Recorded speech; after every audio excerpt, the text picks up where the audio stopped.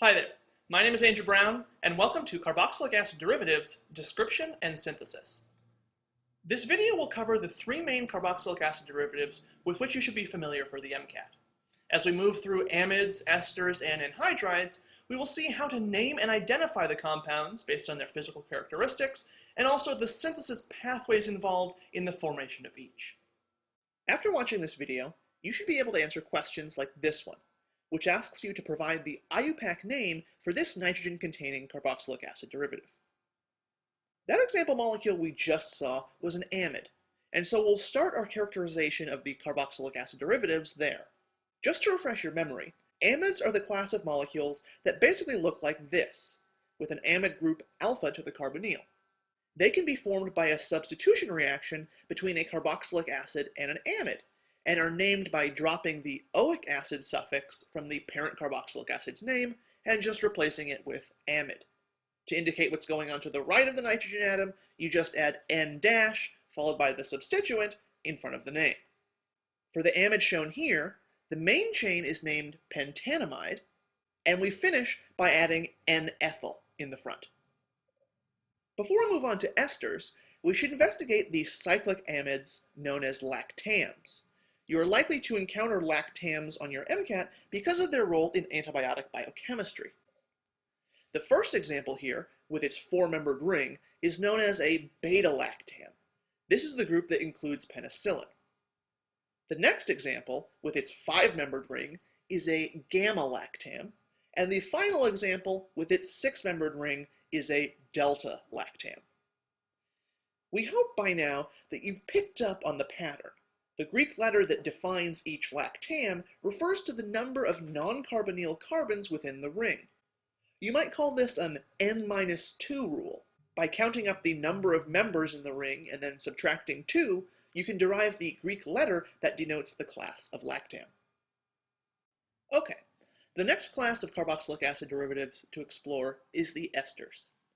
Here is an example molecule in which it is quite clear that esters and amides look very similar, except that the nitrogen atom in an amide will have been switched out for an oxygen atom in this ester. In terms of nomenclature, you remove the parent acid's oic acid suffix and replace it with ATE.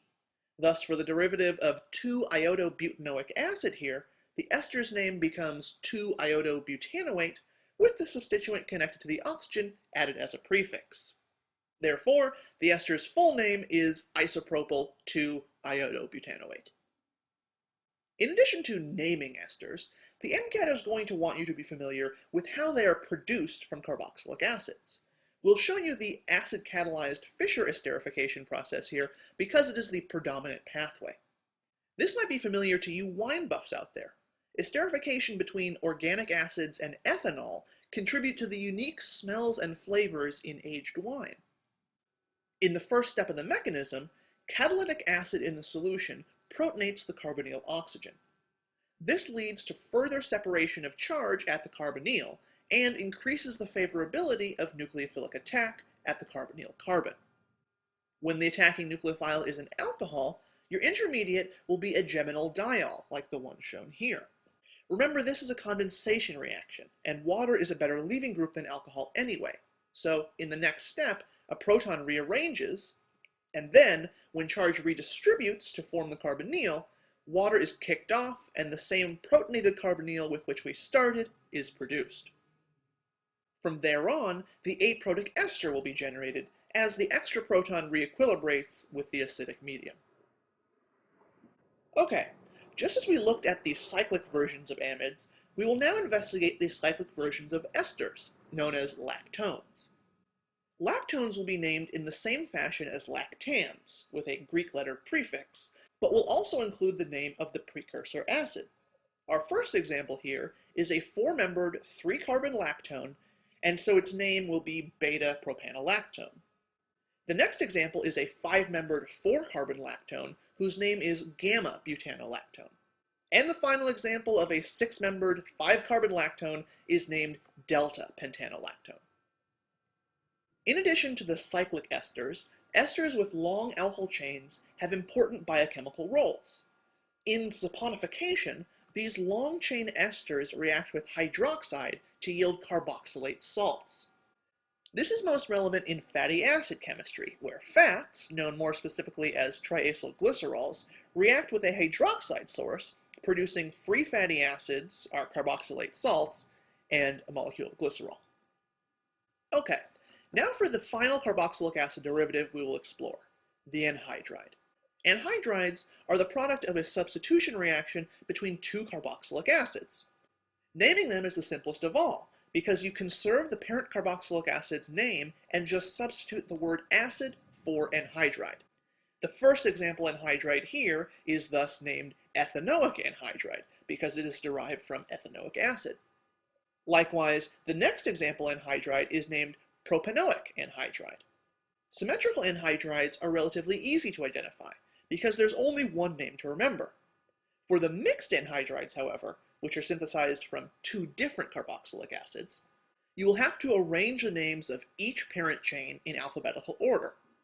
Thus, for the next example molecule here, ethanoic will precede propanoic in the name. Cyclic anhydrides, on the other hand, are often derived from a single compound with two carboxylic acid functional regions. Thus, you will have to figure out the unique name of the parent acid and replace the word acid with anhydride just as before. So remember we said that anhydrides are synthesized from two carboxylic acids? Well, now we're going to show you the mechanism. Note that anhydride synthesis is a condensing process, just like ester formation, so a molecule of water will be lost along the way. In the first step of the mechanism, the hydroxyl oxygen on one carboxylic acid will attack the carbonyl carbon on the other, producing a zwitterionic intermediate. When the electrons push back to redistribute charge, the hydroxyl leaving group, marked in blue, will abstract the acidic proton, forming water, and you'll wind up with this anhydride. Okay, that's actually the extent of the material this video will cover. Now, let's apply what you've learned on this practice question. You're being asked here to identify and name our carboxylic acid derivative. The answer should be A. The best place to start with this type of question is the name of the parent acid chain. Because we have an amino group alpha to the carbonyl, this is an amide, and that eliminates choice C. You can count carbons now to figure out the correct name of the parent chain. However, you also could have just looked at the remaining answer choices, which are all variations of hexanamide. To complete the name of the parent chain, define any remaining substituents. In this case, beside the amino group, to which we'll return in a moment, all you've got is one chlorine atom, so the parent chain is 3-chlorohexanamide. That actually eliminates choices B and D, so you could just choose A now, but let's make sure we know how to denote the amino substituent so you're ready for MCAT questions that aren't as susceptible to elimination. Because there are two carbons to the right of the nitrogen atom, we add the prefix N-ethyl, and so the IUPAC name of the entire compound is N-ethyl 3-chlorohexanamide. Alright, if you got that question correct, congratulations. If not, feel free to go back and watch this video again as many times as you need. Before we finish, let's review what was covered in this video. We began with an exploration of amides, which are characterized by an amino group alpha to the carbonyl. In naming them, we first swapped out oic acid from the name of the parent carboxylic acid and replaced it with amide. Then, we added the letter N in front, followed by an IUPAC prefix denoting the number of carbons in the amino substituent. For esters, which possess an oxygen atom alpha to the carbonyl, the naming convention was similar. You first take the name of the parent carboxylic acid, get rid of the ic acid portion, and add on ATE. Then you write the IUPAC prefix for the alkyl portion to the right of the oxygen atom and put it in front of the compound's name. And for anhydrides, which are essentially the esters of a pair of carboxylic acids, you just replace the word acid with anhydride. Symmetrical anhydrides have two identical components, and so only one of the parent carboxylic acids needs to be referenced in the name. Mixed anhydrides, however, must have the names of each parent carboxylic acid arranged in alphabetical order. We also saw some cyclic versions of the aforementioned carboxylic acid derivatives in this video. Lactams, we saw, are cyclic amides, named beta, gamma, or delta based on the number of carbons within the ring that separate the carbonyl from the amino nitrogen. Lactones are cyclic esters. Greek letters serve as prefixes in their names in exactly the same way as for lactams. So the example molecule here is a gamma-lactone. Thanks very much for watching, and good luck in your continued MCAT study.